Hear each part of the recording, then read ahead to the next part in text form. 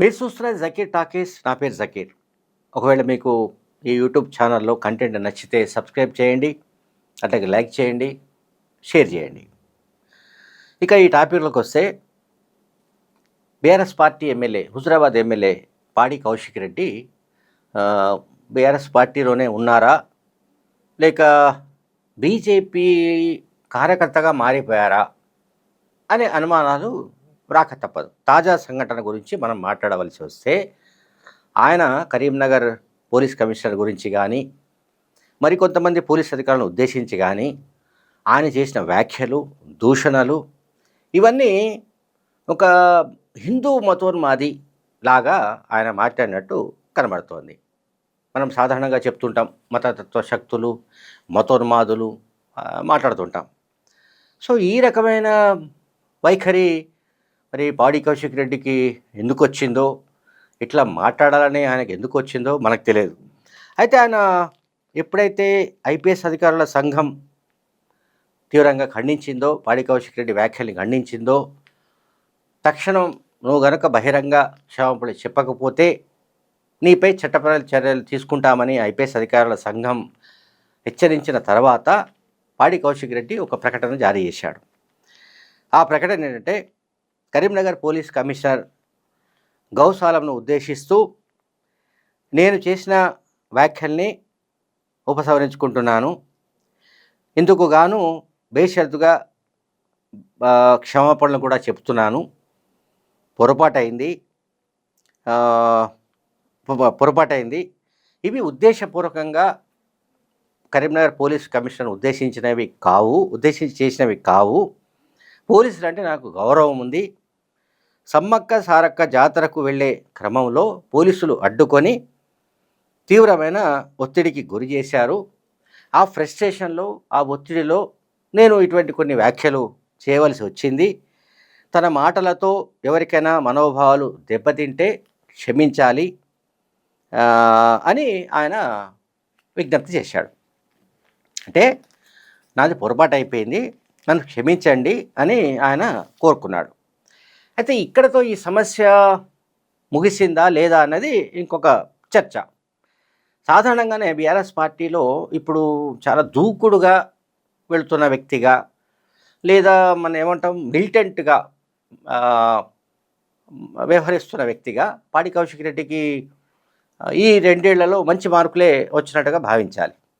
ఈ 2 ఏళ్లలో కాంగ్రెస్ అధికారంలోకి వచ్చిన తర్వాత ఎమ్మెల్యే పాడి కౌశిక్ రెడ్డి అటు కేటీఆర్కు దగ్గర అంచనుడుగా, మరోవైపు హరీష్ రావుకు దగ్గర అంచనుడుగా కూడా పేరు సంపాదించుకున్నాడు. ఆయన ప్రతి చోట తన మార్కు చూపెట్టడానికి, తన ముద్రను చూపెట్టడానికి ఒక మిలిటెంట్ లాగా, అంటే మిలిటెంట్ ఇన్ ద సెన్స్ అది నక్సలైట్లు, మావోయిస్టులు, టెర్రరిస్టులకు సంబంధించిన మిలిటెంట్స్ కాదు ఇక్కడ.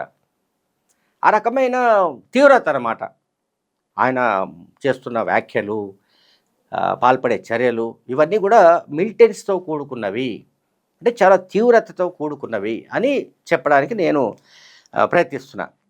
ఇక్కడ విషయానికి వస్తే, వీడవంక ప్రాంతంలో కూడా సమ్మక్క జాతర ఉంది.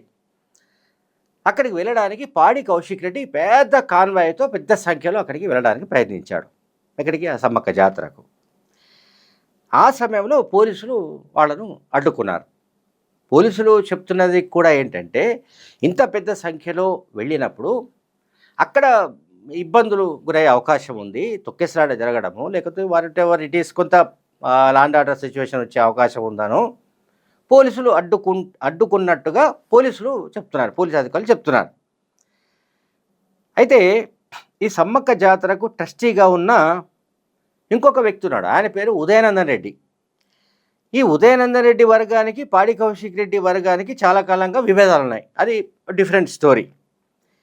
ఇక్కడ ఏం జరిగిందంటే, ఈ సమ్మక్క జాతరకు ట్రస్టీగా ఉదయనందన్ రెడ్డి ఉన్నాడు కనుక పాడి కౌశిక్ రెడ్డి చెప్పే ఆర్గ్యుమెంట్ ఏంటంటే, ఉదయనందన్ రెడ్డి కారణంగానే పోలీసులు నన్ను అటకాయించి ఆపారు, నన్ను జాతరకు పోనివ్వలేదనేది పాడి కౌశిక్ రెడ్డి ఎలిగేషన్.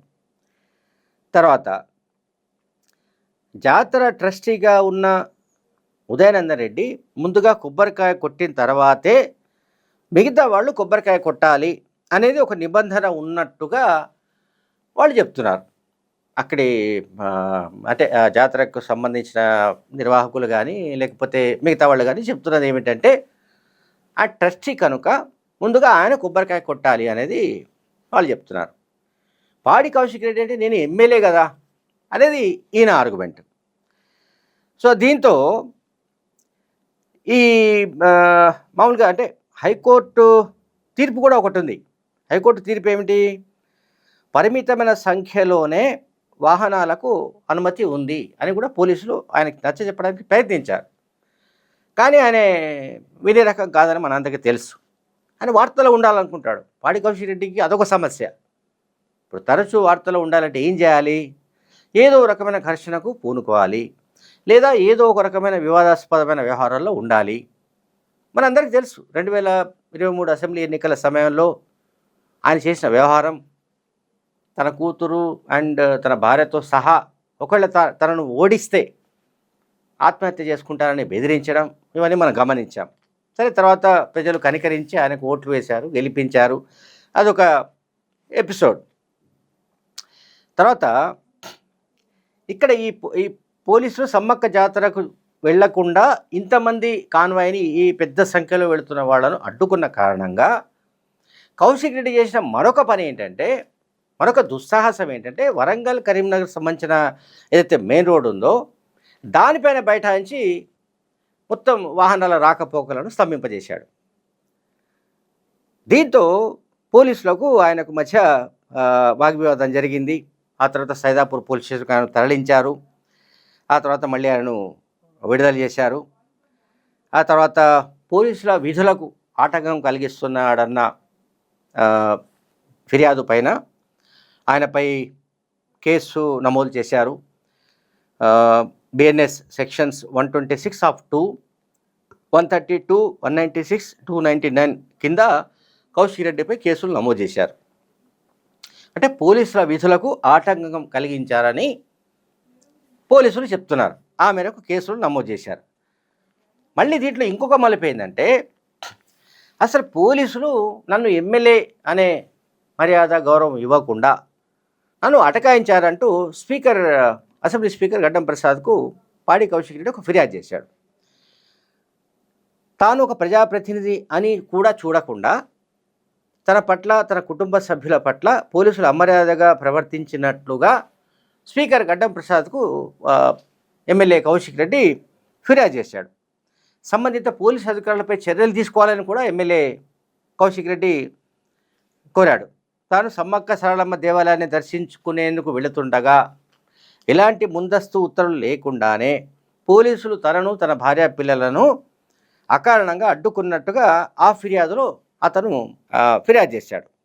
అంటే ప్రోటోకాల్ పాటించకుండా ఇబ్బందులకు గురి చేశారన్నది ఆయన అలిగేషన్. చూడండి, ఇప్పుడు ఈ కేసు ఎన్ని మలుపులు తిరుగుతుందో మనందరికీ అర్థమవుతుంది. ఒకటి, ఈ సమ్మక్క జాతర వీణవంక దగ్గర ఉన్న సమ్మక్క జాతరకు వెళ్ళడానికి పాడి కౌశిక్ రెడ్డి పెద్ద సంఖ్యలో వెళ్లేందుకు ప్రయత్నించడం ఒక అంశం.